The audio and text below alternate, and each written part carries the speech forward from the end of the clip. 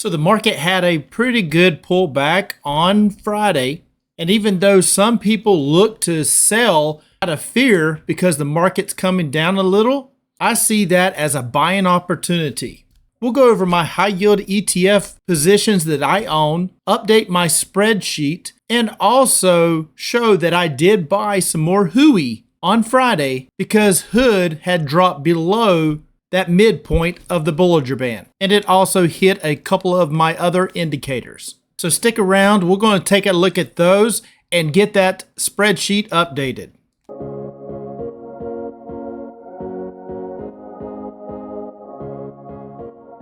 Hello, my friends, this is Legend. So the market did have a little pullback on Friday, and you can see HOOD being one of those where we have basically been staying above that midpoint of the Bollinger Band.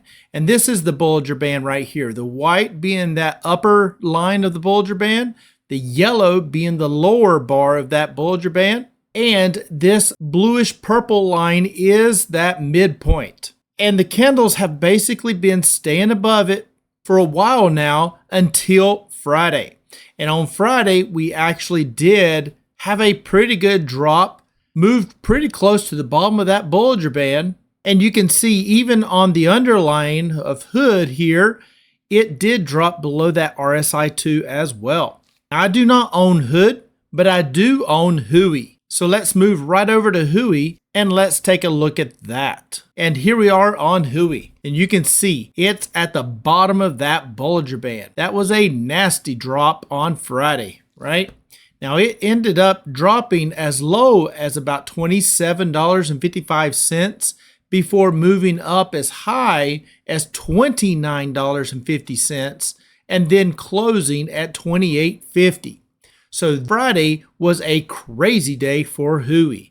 It had a lot of movement, right? Now, it would have been great had I bought it at the low at $27.55, but it just did not work out for me, as you would have to be watching the market in order to catch those crazy low buy points.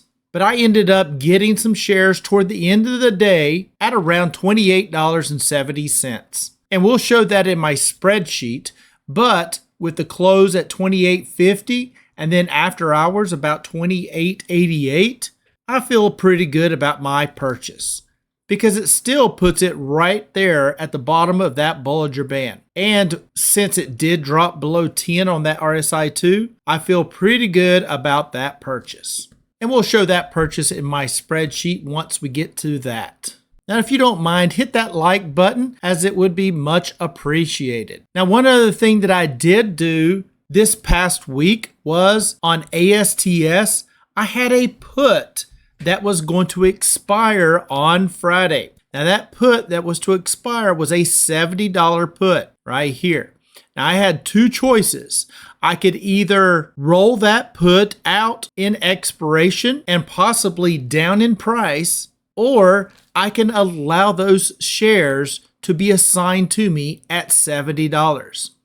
Now, the current price being $57.80 means that I would have to buy them at $70, but they would only be worth $57. Okay, so right there it means it's unrealized loss, right? Now I don't actually lose that amount unless I were to sell those shares, right? If I sold them at 57 and I got them at 70, then yes, that is indeed a loss. But until I sell them under $70, it is not a loss. So between those two choices, I made the decision to allow those shares to get put to me. So those shares would be assigned to me at $70 per share, even though it's at $57.80 at that market price on Friday. But why would I do that? Well, let's just take a quick look at the options chain before we move over and get my spreadsheet updated for those high yield ETFs. And here we are on the options chain. Now, like I said, that was to expire on the 17th of July. Well, that one's already rolled off because this is the weekend. But I can go ahead and tell you that on my app, it had a value of $12.15. So therefore, if I were to close that one, it would cost me $12.15 per share to close it. The reason I bring that up is because if you were to roll it, then you have to buy to close the previous option in order to sell to open the new one. And the whole idea, of course, is to come out with a credit, right?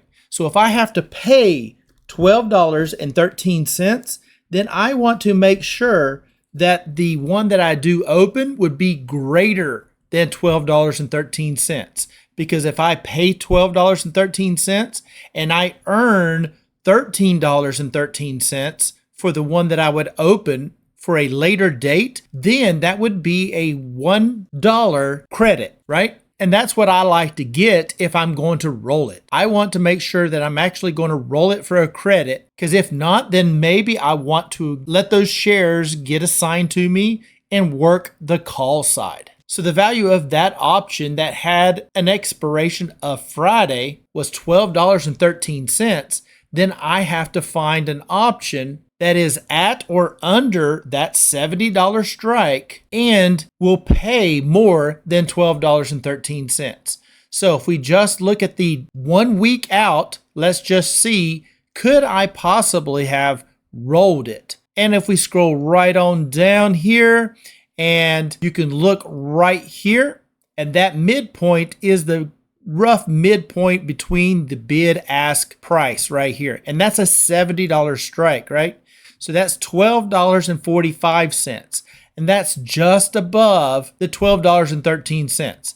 So that really doesn't pay me anything, right? I mean, $12.13 from $12.45, that's only going to leave me about 30 cents. That's not much for a whole week, right? And with the price at 57, I really would like to be able to roll it down, right? But going to 69, it's only $11.92.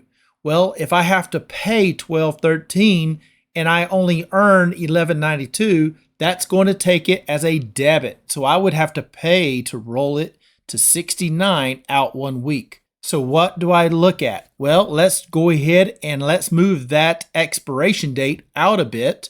So let's take a look at July 31st. Now, I don't want to necessarily go out too far in a put because ASTS does move very fast. It may jump up and it may fall down pretty quick. And if you got too much time in there, you can't necessarily close it out or capture a lot of that huge move in a day if you've got, say, a month of expiration left. I like to keep ASTS within a week or two for the put side. And if I can't, then I would look to see what else I can do. Because you can see on ASTS, the implied volatility is around 105. So this one is just on fire. It's crazy, right? Very high risk with that high implied volatility. But we scroll right on down. And if I look right here, rolling it to 68, that's $11.95. That's not enough. I need something above $12.13. And at $69, that would go to $12.55. And that, again, is just barely above that $12.13. So really not going to make much in premium by rolling this one. Even rolling it down to 69 doesn't really give me much of a drop right there, and only earn about 40 cents. Just doesn't sound like it's very much for 2 weeks. But that's my opinion. So what I'm going to end up doing is I'm going to allow those shares to get assigned to me at $70. And then I can look to sell a call against those shares for anything above $70 and earn premium that way. So now let's look at the options chain here. And if I were to look at an August the 14th, so that's roughly about a month. And for a call, I don't mind going out a month, right? Because I own the shares and I'm given the time for that stock to move in that direction. So 3 to 4 weeks, I'm okay with when I'm selling a call. Now I can look at this one, scroll right on down, and I own them for $70. If I allow those shares to get put to me, I own it for $70. So as you can see, this is the call side. So if I own those shares, I can sell a call for at $70 or greater and earn premium. Now, this premium is looking much better, right? So I can end up going to a, say, $75 call, and that would pay out about $286. Or I can go all the way to an $80 call, and that would pay out about $1.91. And get an idea of what that percentage would be for the month, we can take a look at my options tracker selling call spreadsheet and see what that actually would pay us. And here we are on that spreadsheet. And that entry date, we're just going to put it in and just say that that would be for Monday. So that's going to be 7/20. The ticker, of course, is ASTS, that purchase price. Since I let those shares get assigned to me, that purchase price is $70 a share. Now, the expiration date, we'll go back to the spreadsheet, and that's for August the 14th. So that's August 14th. And the strike price, looking at the options chain again, and let's just see if we do an $80 strike price, which is $10 above what I actually bought them at. And let's just see if that premium here would get us to our goal. So that's an $80 strike, and that's going to pay $1.91. So that's $80, and that premium is $1.91. How many contracts? Is just the one contract that I own. Now, as I've said before, I usually like to get somewhere close to about 3%. Just see if an $80 strike earning about $1.91. Now this premium is actually adjustable, right? That's just somewhere in the midpoint between those two bid and ask prices. It could be a little bit more, could be a little less, but I always usually try to get something around that midpoint. So that one contract that I would sell would actually get me 3.19% on this trade. So that does meet my 3%. Now, by owning those shares, I earn both that price appreciation from that $70 to that $80, and I also earn that premium of $1.91. And if the price does not close above that $80 by that expiration date, and those shares are not taken away, then I still own those shares, and I can then look to sell yet another call to earn yet even more premium. So that's basically what I did with ASTS this past week.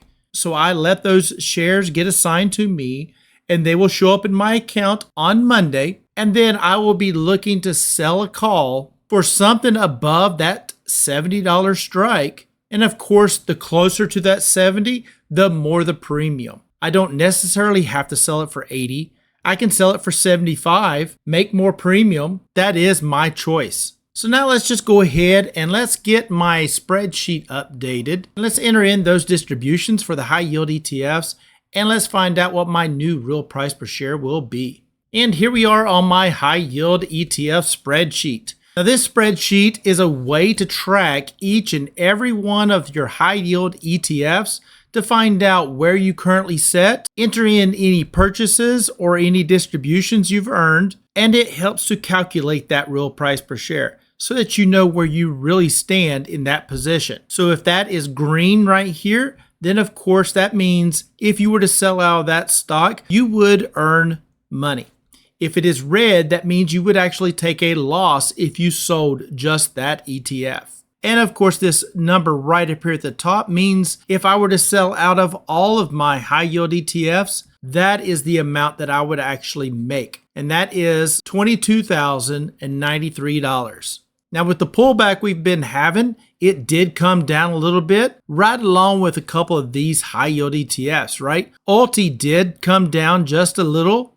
It's down to 27.12, and my real price per share being 27.64 means that if I did sell this one, I would take a loss, and that would be a loss of about $29.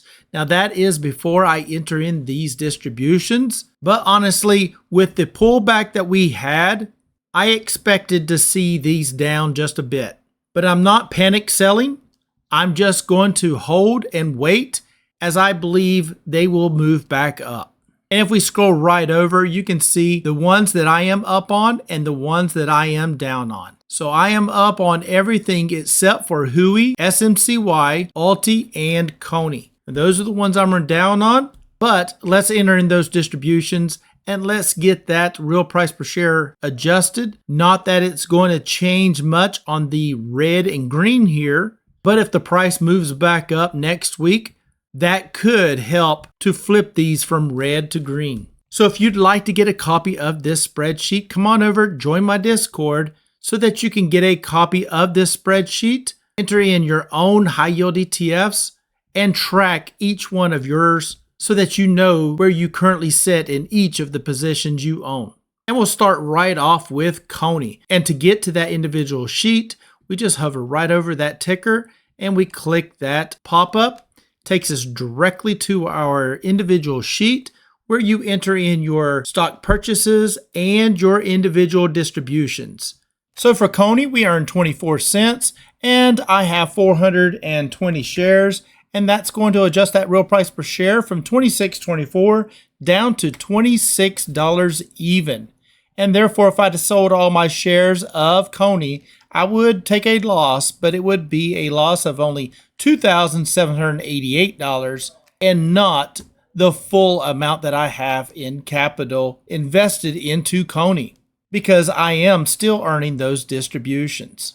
For PLTY, we earned 29 cents and I have 37 shares, and that's going to adjust that real price per share of minus $8.85 because this one is indeed paid off, down to minus $9.15, moving this one further and further below that 0 point, which increases the amount that I am earning. And therefore, if I were to sell all my shares of PLTY at the current price, I would make $1,471. For NVDY, we earn 9 cents and I have 71 shares, and that's going to adjust that real price per share of $9.05 down to $8.95.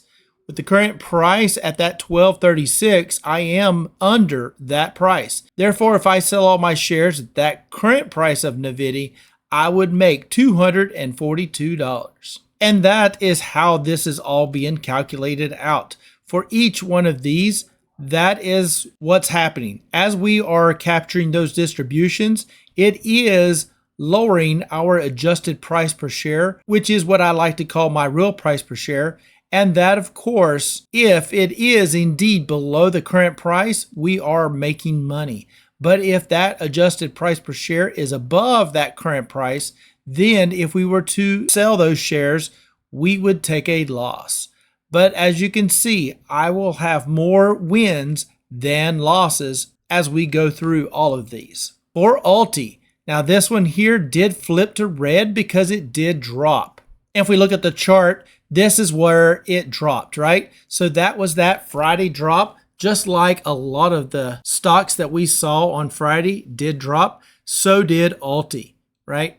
So it did drop down to the bottom of that Bollinger Band. And I'm hoping that this one can move back up a little bit and then keep this one green. But as I do continue to earn those distributions, I am also moving down my real price per share so that when this one decides to turn around and start moving back up, then I'll be sitting quite nice. But for ULTY, we earned 33 cents and I have 56 shares. So that is going to lower that real price per share from $27.64 down to $27.31.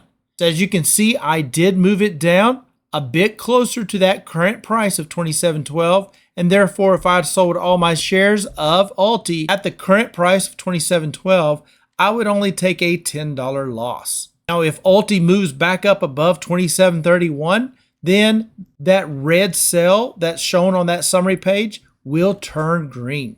With MSTY, this one here is indeed paid off, and that is my goal for all of these high yield ETFs.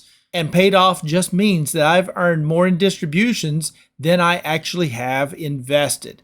And as you can see, this example with MSTY, I've earned $12,000 in distributions and I only had invested $11,500. And since the amount of distributions is more than the invested amount, that shows and means that this one is indeed paid off because I've earned back all of my invested amount in the way of distributions.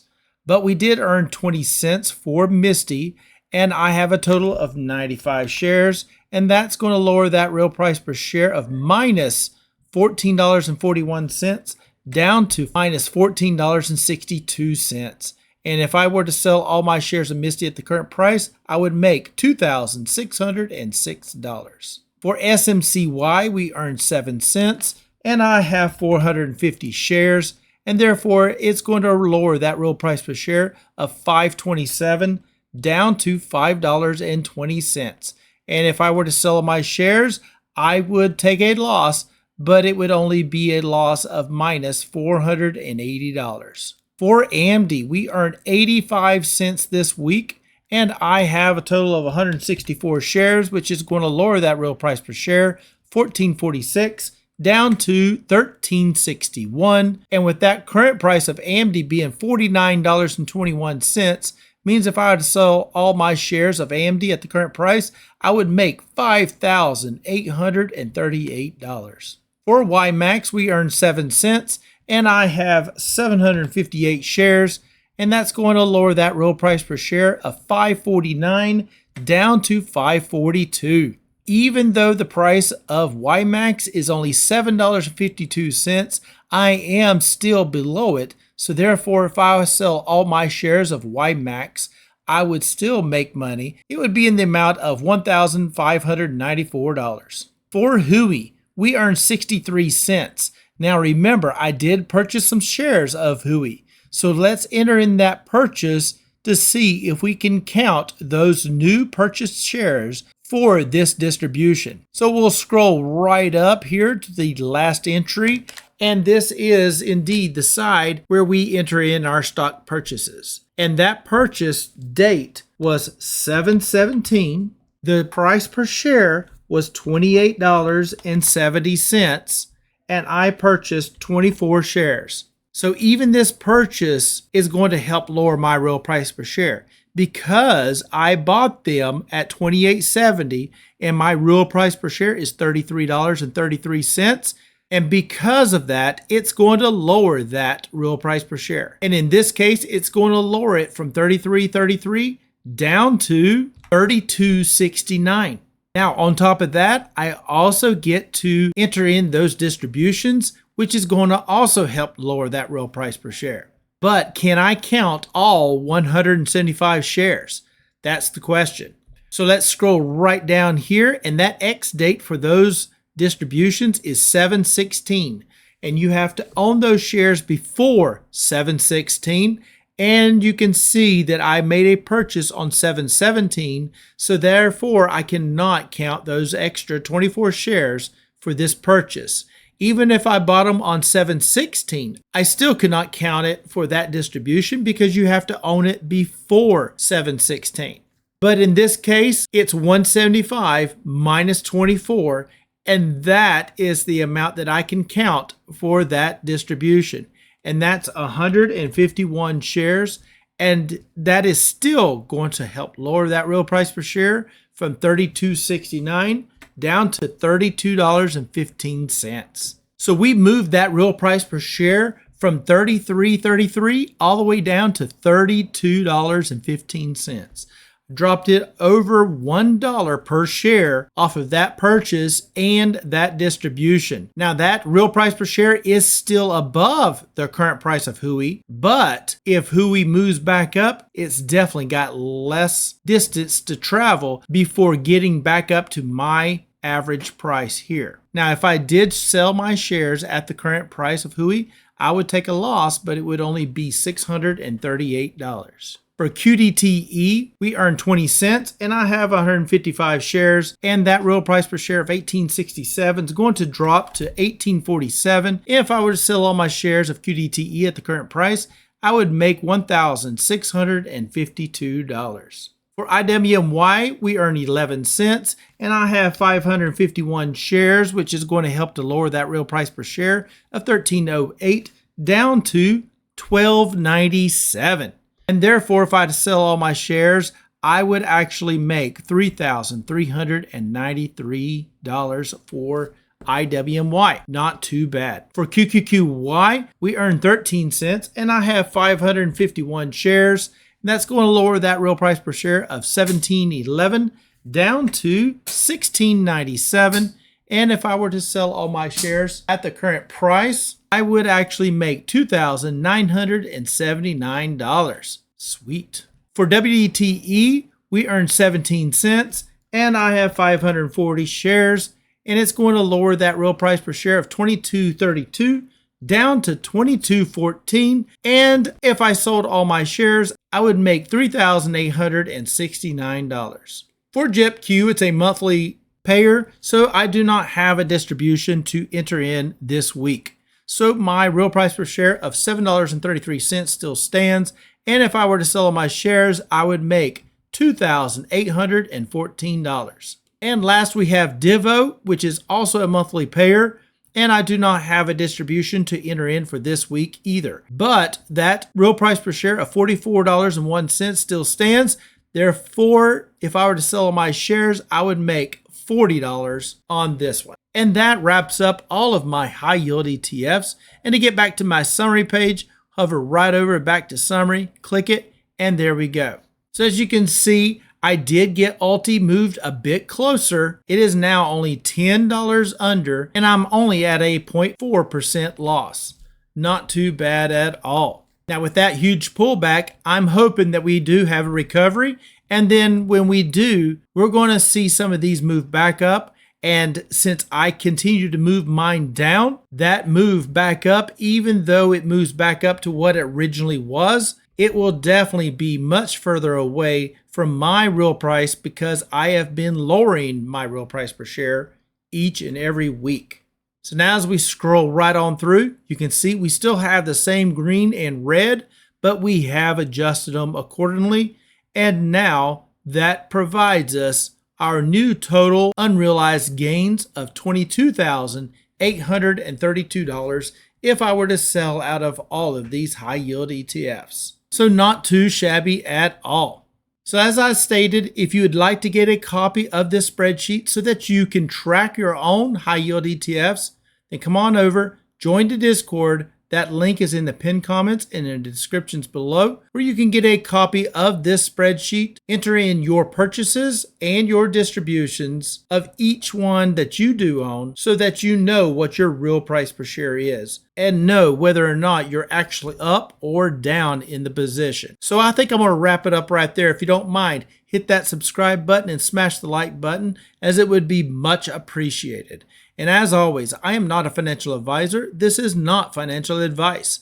Please do your own due diligence before you get into any stock plays. And until next time, Legend out.